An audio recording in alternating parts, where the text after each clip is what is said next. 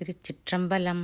சிவசிவ சிவனையச் செல்வர்களே, கடந்த பதிவில் அற்புத திருவந்தாதியின் பாடல் 96 அன்பில்லாதவர்களால் இறைவனை காண இயலாது என நமக்கு உணர்த்திய காரைக்கால் அம்மையார் இன்று சிந்திக்க உள்ள அற்புத திருவந்தாதியின் பாடல் 97 இறைவனிடம் கேட்கிறார், சங்கார காலத்து அக்னியை கையில் எடுத்து வைத்து பாதுகாக்கிறாயோ என்று வழக்கம் போல அருமையாக கேள்வி கேட்கும் நயத்தை இன்றைய பாடலிலே நமக்கு காட்டியுள்ள நயம் போற்றத்தக்கது. இந்த பாடல் 97 பாருங்க. மறைத்து உலகம் ஏழினும் வைத்தாயோ, அன்றேல் உரைப்போடும் உன் கை கொண்டாயோ, நிறைத்திட்டு உழைத்தெழுந்து நீ எரிப்ப மூவுலகம் உள்பொக்கு அழைத்தெழுந்த செந்தி அழல். காரைக்கால் அம்மையார் இறைவனுடைய தீயேந்தி நிற்கும் கோலத்தை காண்கிறார். அப்படி ஒரு கரத்திலே தீ ஏந்தி நிற்கும் கோலத்தை பார்க்கும்போது அவருக்கு ஒரு எண்ணம் வருகிறது. பழங்காலத்திலே தீப்பெட்டியெல்லாம் கிடையாது. அதனால் நெருப்பை பாதுகாப்பாக வைத்திருப்பர். ஹோமச்சட்டியிலே பொதிந்து வைத்திருப்பர். அந்தணர்கள் நாள்தோறும் அக்னி காரியம் செய்ய வேண்டியிருப்பதால் அக்னியை பாதுகாத்து வைப்பர். பிறருக்கு அதிலிருந்து நெருப்பு கொடுத்து உதவுவர். பிறருக்கு நெருப்பு கொடுப்பது உபகாரம். இப்படி பழங்காலத்தில் நெருப்பை பாதுகாத்து பயன் செய்கிற மாதிரி இறைவனும் பத்திரமான இடமான தன் கையிலேயே அழலை ஏந்தி பாதுகாப்பாக முக்கியமான தம் தொழிலுக்காக வைத்துள்ளாரோ?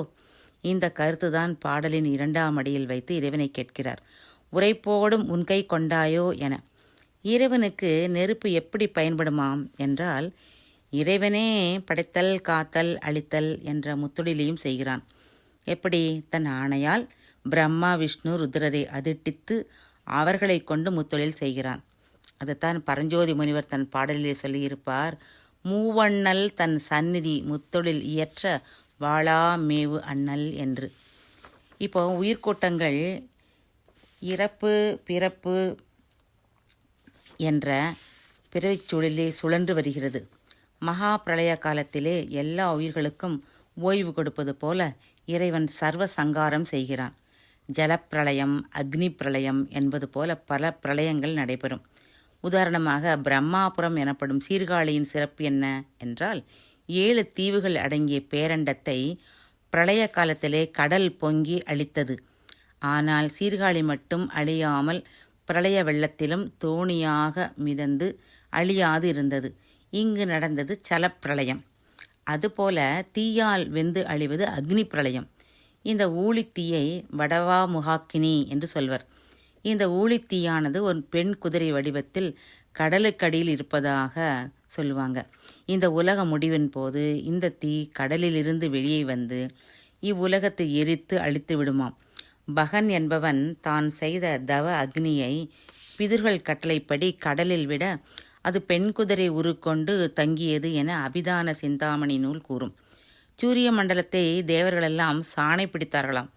அப்போது தெரித்த தீப்பொறிகளை விஸ்வகர்மன் என்பவன் சேர்த்து கடல் நீரை அடக்கதற்காக கடலிலே விட்டான் என விரத சூடாமணி என்ற நூல் சொல்லும். கடலிலே ஊற்று முதலியவற்றால் மிகுகின்ற நீர் கரை கடந்து உலகை அழிக்காதபடி அதனை உறிஞ்சி வற்றச் செய்வதொரு தீ கடலில் உள்ளதென்று சொல்வார்கள். இதனை மடங்கல் அல்லது வடவா முகாக்கினி என 10 கூறும்.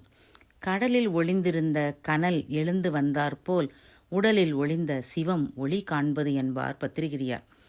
இறைவன் காலாக்னி ருத்தரர்களை அதிர்ட்டித்து நின்று அக்னி பிரளயத்தை நிகழ்த்துவான். இறைவன் அக்னி பிரளயத்தை நிகழ்த்தும் போது எங்கே பார்த்தாலும் தீ மூண்டு நிறைந்து நிற்கிறது. தீ கொழுந்துகள் பலபடியாக சீறி எழுந்து வானுலகம், பூலோகம், பாதாளம் என்ற 3ஐயும் எரித்து சாம்பலாக்குகிறது.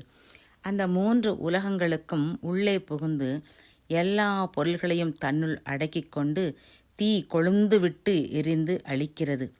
எல்லாம் அழிந்த பின் அந்த அக்னி பிறகு அடங்கி விடுகிறது. பிறகு இறைவனால் மீண்டும் இந்த பிரபஞ்சம் தோற்றுவிக்கப்படுகிறது. இப்போ பிரளய காலத்திலே எரிந்த தீ என்ன ஆயிற்று? மறுபடியும் பிரளயம் வந்தால் அது எழுந்து பறந்து தன் வேலையை செய்ய வேண்டுமே. இப்படி கேட்கும் காரைக்கால் அம்மையார் நினைக்கிறார், ஒருவேளை அந்த தீயை உலகம் 7லும் இறைவன் மறைத்து வைத்திருக்கிறானோ? இந்த கோட்டைக்குள் மறைந்து நிற்கும் வீரர்கள் போர் வந்தால் திடீரென மறைவான இடத்திலிருந்து வந்து போர்க்களம் வந்து போர் புரிவார்களே, அதுபோல இந்த தீ மீண்டும் பிரளய காலம் வரும் வரை அங்கங்கே ஏழுலகத்திலும் மறைந்திருக்குமோ என நினைத்து இறைவனையே நேரில் கேட்பது போல் கேட்கிறார். அப்பவும் ஒரு ஐயம் வருகிறது அவருக்கு. ஐயனே, ஜலப்பிரளயம் வந்தால் இந்த தீயும் அழிந்து விடுமோ? பொதுவாக அழிக்கும் பொருள் அழிபட வேண்டிய பொருளுக்கு புறம்பாகத்தான் இருக்க வேண்டும். அப்போதுதான் எளிதிலே அழிக்க இயலும். எனவே இந்த செந்தி அழல் பிரபஞ்சத்துக்கு அப்பால் வேறு ஒரு இடத்திலே பத்திரமாக இருப்பதுதான் சரி. இதை அறிந்துதான் அத்தீ வெம்மை சிறிதும் குறையாமல் உரைப்போடு இருக்கும்படியாக திருக்கரத்தில் இறைவன் வைத்துள்ளான் போலும் என்ற முடிவுக்கு வருகிறார். இப்படி இந்த பாடலில் யாதொரு பொருளும் இறைவனது சங்கல்பத்தை கடக்க மாட்டாது என்பதை நமக்கு நயமாக உணர்த்திய நயம் போற்றத்தக்கது. திருச்சிற்றம்பலம்.